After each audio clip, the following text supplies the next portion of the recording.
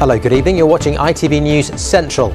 A father from Birmingham has launched an appeal for the return of his young daughter who was taken illegally to America by her mother.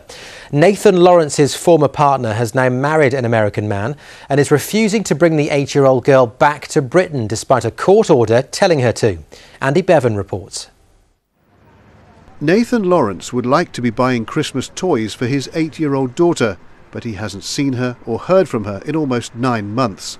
Despite a court order forbidding it, Jessica was taken to Cincinnati in Ohio by her mother Natalie, who's married an American it's believed she met online. Their exact whereabouts are unknown.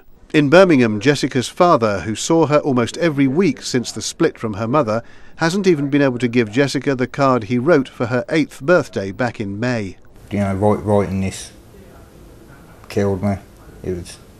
I can't describe the feeling that I had writing this card when it should be happy and joyful. Instead it's, it was tearful. When the couple split up and Natalie met her American husband-to-be, Nathan got a prohibition order preventing Jessica being taken out of the UK, even on holiday. Despite that, last year Natalie took her daughter to America for 2 weeks. Nathan says he believes that was a dummy run for her future plans. Then, in March this year, Nathan dropped Jessica off at school on a Monday morning as usual. Days later, the school phoned him to say she was gone. Clutching his last birthday present from Jessica before she was taken, Nathan says his biggest fear is what she might be thinking about him. Daddy doesn't want to be there for a birthday, or Daddy doesn't want to be there for Christmas. When, on a birthday I should have seen her, on a Christmas I should have her. Email contact with Natalie has been established by police in Birmingham and Cincinnati. During the summer, Natalie took Jessica into a local police station for these photos to show the 8-year-old was in good health. There are legal agreements between the UK and the US for the return of abducted children, but there's a problem. There's no legal aid there, so he cannot access free legal representation. So whereas with other countries it's quite quicker to quicken the process in having the child returned, we've kind of hit a brick wall. Tonight, Nathan is due to appear on US TV in the hope that Natalie will change her mind. He'll make this appeal directly to her. For whatever reason you've gone, that's irrelevant. I just want Jessica back home. Everything else can be sorted, but please just bring Jessica back home. Andy Bevan, ITV News. In other news, it's believed that a British jihadist from Coventry who fled to Syria to fight with Islamic State has died. Rashad Amani is the second of 3 friends who travelled to Syria. It's believed Ali Kalantar was killed last week. It's thought Amani was killed in a US airstrike. 4 men have been jailed for violent disorder which broke out at an English Defence League protest in Birmingham last year. Around 2,000 protesters gathered in the city centre in July 2013. Adam Beebe from Erdington, Jake Hill from Stourbridge, Lee Joshua from Brierley Hill and James Harrington from Leeds will all serve between 13 months and 2 years in prison for their part in the violence. 47 others who've also been convicted will be sentenced over the next few days. The father of a soldier from Solihull killed by an Iraqi mob says he backs claims that the delay in publishing the inquiry into the invasion is a cover-up.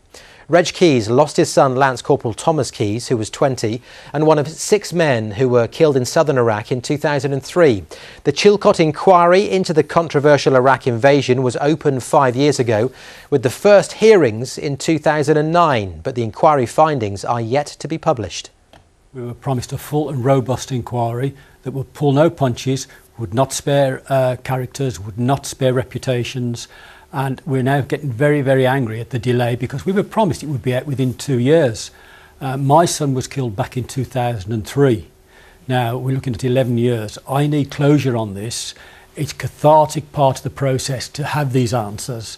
And I want to know why my son was involved in that extremely controversial war. I want to know why he didn't have any equipment when he was killed, why he didn't have a working radio. All this would be embraced in the remit of the inquiry, and that's just not forthcoming. Well, in a statement to us, the department leading the inquiry said it expects that a publication date will be agreed between the government and the inquiry, but no running commentary is to be provided. Well, the government said the Iraq inquiry is independent of government. Timing of the delivery of its report to the Prime Minister is a matter for the inquiry. Next tonight, it's been announced that around 700 more jobs could be lost over the next 4 years at Leicestershire County Council in an effort to save another £91 million. The job losses are just part of the proposals discussed at a council meeting today. Another casualty could be Snibston Discovery Park, where despite a group of volunteers proposing to run it as a charitable trust, council plans are to significantly downsize it. We've had not a lot of, shall we say, positive feedback from our county council that they want to work with us at all to get that charitable trust up and running. We all need somewhere to go that's not houses and houses and houses. My interest is in saving money, I'm afraid. Snibston can be no different to a rural bus service cut. It can't be any difference to a saving in adult social care or children's social care. We are in a very, very difficult position, and I'm afraid the arts and communities budget has to take the same strain as everybody else. And on the subject of council cuts, coming up later on tonight on ITV, the Midlands political panel show The Lobby. This evening, John Stapleton and guests will be discussing the damning report into the state of Birmingham City Council. Can the city recover? That's the question that The Lobby will be trying to address tonight at 11:35 here on ITV. Now, 3,000 forgotten photographs of burns patients have been rediscovered decades after they were taken at the old Birmingham Accident Hospital. Doctors at the new QE hospital want people to get in touch so they can piece together the stories behind the images that date back to the Second World War. Victoria Davis reports. For years, these boxes of photographs and slides from the old Birmingham Accident Hospital remained untouched and forgotten, until this lecturer in plastic surgery stumbled across them when they were transferred to the new Queen Elizabeth Hospital from Selly Oak. Inside there were thousands and thousands of burns photos of patients that were burnt in the post-war period between 1945 and 1975. So I've gone through all of those, I've archived them and indexed them, and we found lots of really interesting figures and facts. But it is the human stories Dr. Hardwick wants to uncover. He's already tracked down one former patient. Martin Folkes was first treated as a 9-month-old baby and had to have a skin graft every year until he was 17 after an accident at home.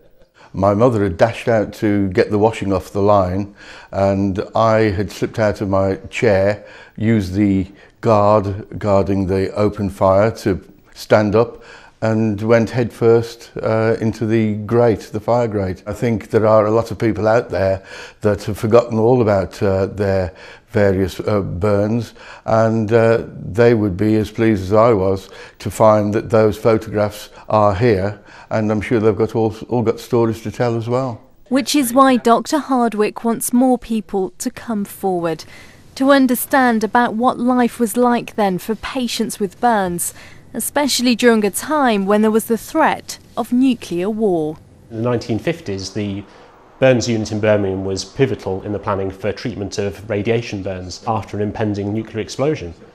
We also found some photographs of some people that had been wearing aluminium pyjamas to deflect the radiation after the nuclear bomb dropped. And unfortunately, some of those pyjamas unintentionally set fire, and we have photos of the victims of those. In fact, 90% of domestic burns fatalities in the 1950s were due to clothes igniting. These photos of burnt clothing would have been collected as evidence, which eventually led to Acts of Parliament and British safety standards for fireguards and fabrics. There are thousands of photos like these, where behind every image is a fascinating insight into our past. Victoria Davis, ITV News. Time for a look at the weather forecast now. With the details, here's Janelle.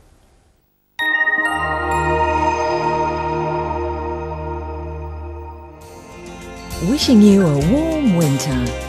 Gas Central Heating from Northern Gas Heating sponsors the ITV local weather. Hello, a very unsettled, wet and windy night on the way. In fact, the Met Office have issued a weather warning For those winds, we're expecting it to be around 35 miles an hour, gusts of 40 to 50 miles an hour. Mix that in with the heavy rain, not the most pleasant of nights, and lows of just 1 Celsius. That warning in place until 9 a.m. tomorrow. You're expecting the rain to clear through and the winds to ease, perhaps something wintry still falling first thing in the morning in the north. By the afternoon, some brighter spells for all of us, highs of just 4. It is going to be a cooler day tomorrow, but tonight, very wet and windy. Good night. Gas Central Heating from Northern Gas Heating sponsors the ITV local weather. That is all we have time for tonight. As ever, there is plenty more from us on our website. The details of how you get in touch with us is on the screen now, itv.com/central. We are back tomorrow. Until then, from the late team, it's good night.